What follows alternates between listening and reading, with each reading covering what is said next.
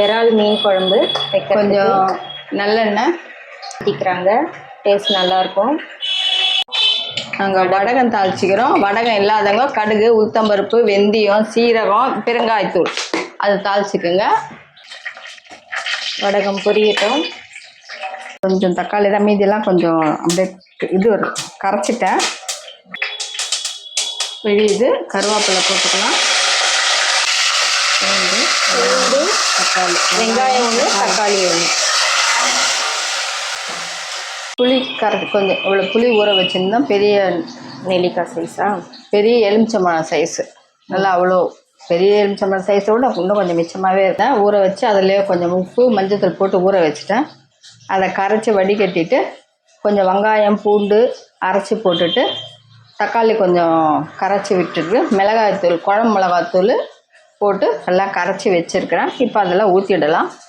இது கொஞ்சம் வெறும் மிளகாய்த்தூள் இந்த எண்ணெயில் கொஞ்சம் போடலாம். அப்போ 1 ஸ்பூன் அளவு வெறும் மிளகாய்த்தூள் போட்டு கொஞ்சம் இந்த எண்ணெயில் கலந்துட்டோம்னா கொஞ்சம் நமக்கு நல்லா ரெட்டிஷாக குழம்பு நல்லாயிருக்கும்.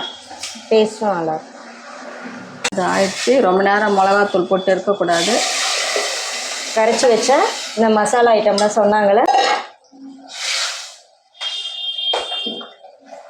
கலர்ஃபுல்லாக இருக்குது.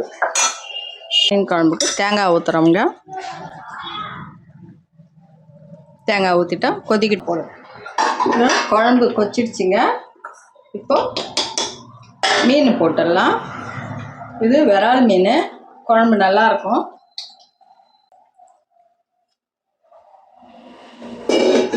இது போட்டுட்டு கலக்கலாம் கூடாது.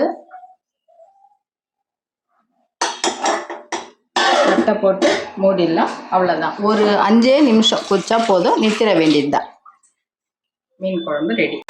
மீன் குழம்பு நல்லா மீன் போட்டு லைட்டாக கொதி வந்துடுச்சு. மீன் குழம்பு ரெடி ஆயிடுச்சுங்க.